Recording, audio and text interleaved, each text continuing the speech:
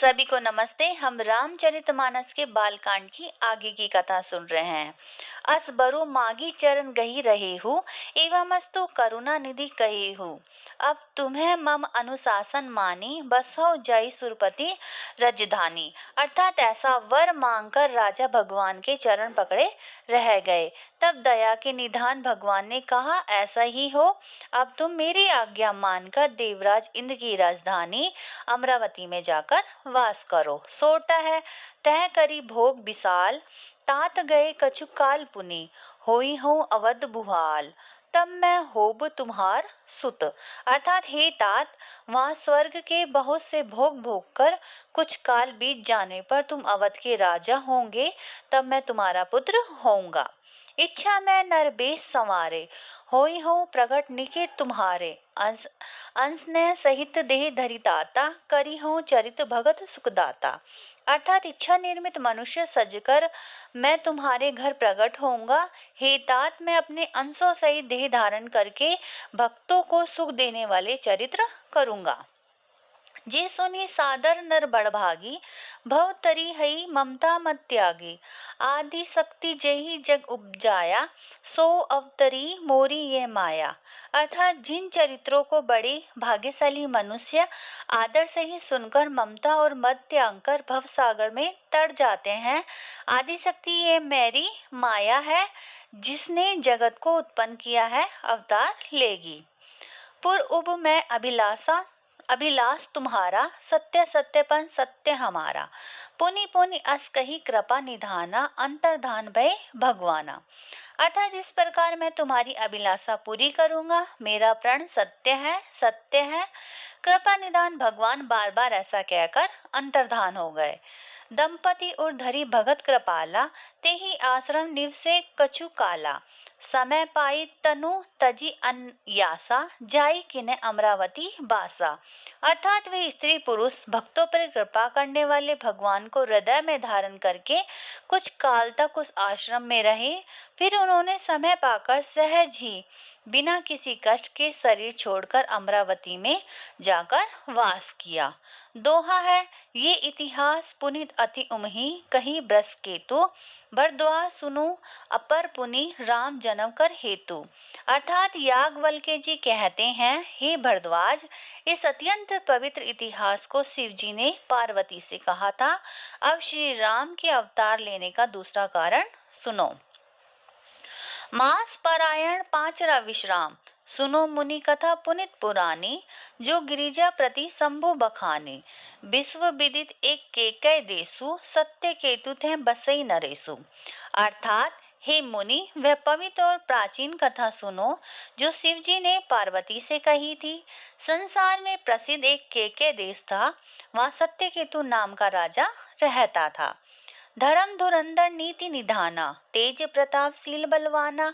तेहि के भय जुगल सुत बीरा, सब गुण धाम महाधंधीर रणधीरा। अर्थात वह धर्म की धुरी को धारण करने वाला, नीति की खान, तेजस्वी, प्रतापी, सुशील और बलवान था। उसके दो वीर पुत्र हुए थे, जो सब गुणों के भंडार और बड़े ही रणधीर थे। राजधनी जो जेठ सुत आही, नाम प्रताप भानु अस्ताही। अपर सुति अरिमर्दन नामा, भुजबल अतुल अचल संग्रामा। अर्थात राज्य का उत्तराधिकारी जो बड़ा लड़का था, उसका नाम प्रताप भानु था और दूसरे पुत्र का नाम अरिमर्दन था, जिसकी भुजा में अपार बल था और जो युद्ध में अटल रहता था। भाई भाई परम समीति, सकल दोष छल बर्जित प्रीति।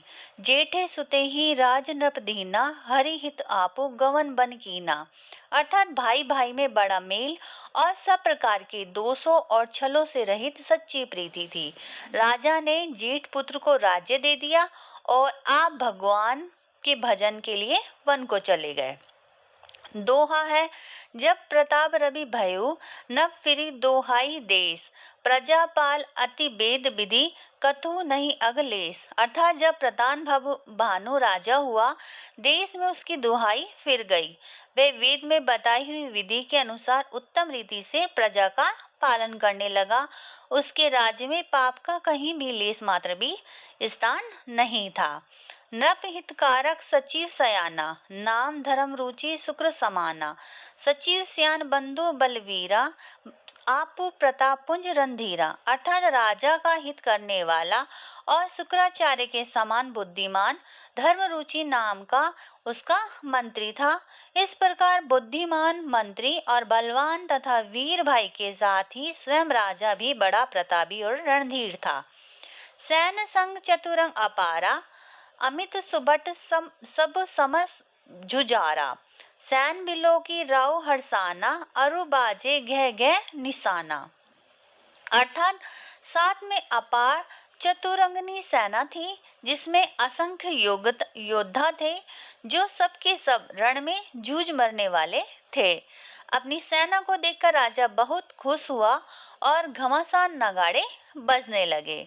विजय हेतु कटकई बनाई, सुदीन सादीन अब चलो बजाई। जह तह परी अनेक लड़ाई, जीते सकल भूप बरी आई।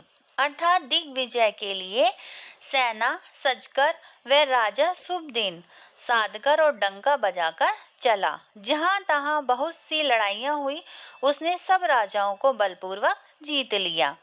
सप्तदीप भुजबल बस कीन है, ले दंड छाड़ी नृप दीन है। सकल अवनी मंडल ते ही काला, एक प्रताप भानु मही पाला। अर्थात अपनी भुजाओं के बल से उसने सातों दीपों को वश में कर लिया और राजाओं से दंड लेकर उन्हें छोड़ दिया। संपूर्ण पृथ्वी मंडल का उस समय प्रताप भानु ही एकमात्र चक्रवर्ती राजा था। दोहा है, स्वै बस विश्व करी बाहुबल, निजपुर किन्ह प्रवेशु।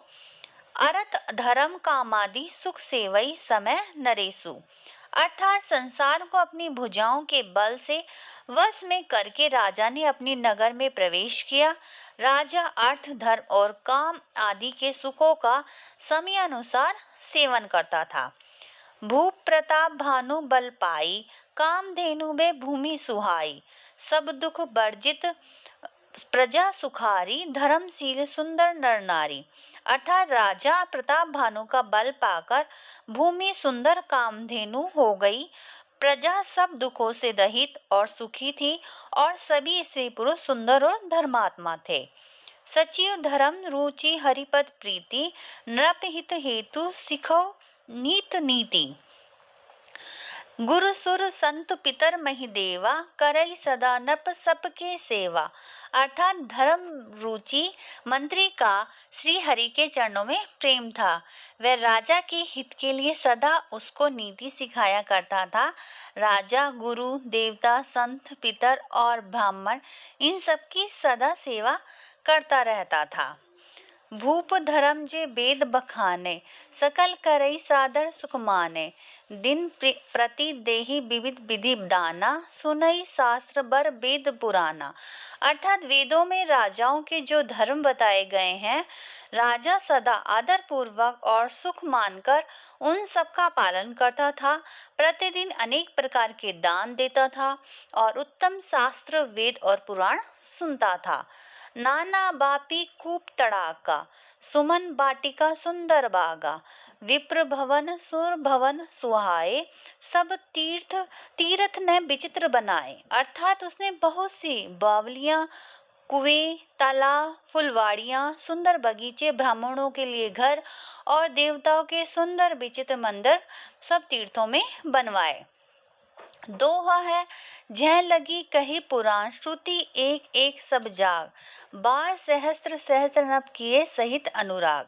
अर्थात वेद और पुराणों में जितने प्रकार के यज्ञ कहे गए हैं, राजा ने एक एक करके उन सब यज्ञों को प्रेम सहित हजार हजार बार किया।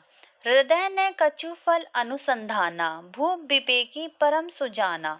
करे जे धर्म करम मन बानी, वसुदेव अर्पित नृप ज्ञानी। अर्थात राजा के हृदय में किसी भी फल की कामना न थी। राजा बड़ा ही बुद्धिमान और ज्ञानी था। वह ज्ञानी राजा कर्म मन और वाणी से जो कुछ भी धर्म करता था, सब भगवान वासुदेव के अर्पित करके करता था। चढ़ी बर बाजी बार एक राजा, मृग्या कर सब साजी समाजा। विंध्याचल गंभीर बन गयो, मृग पुनीत बहु मारत भयो। अर्थात एक बार वह राजा एक अच्छे घोड़े पर सवार होकर शिकार का सब सामान सजाकर विंध्याचल के घने जंगल में गया और वहां उसने बहुत से उत्तम उत्तम हिरण मारे। फिरत बिपिन रब दिख बराहु, जन बन दुरेव ससी ही ग्रसी राहु। बड़ बिधु नहीं समात मुख माही, मन हु क्रोध बस उगी लत नाही। अर्थात राजा ने वन में फिरते हुए एक सुअर को देखा।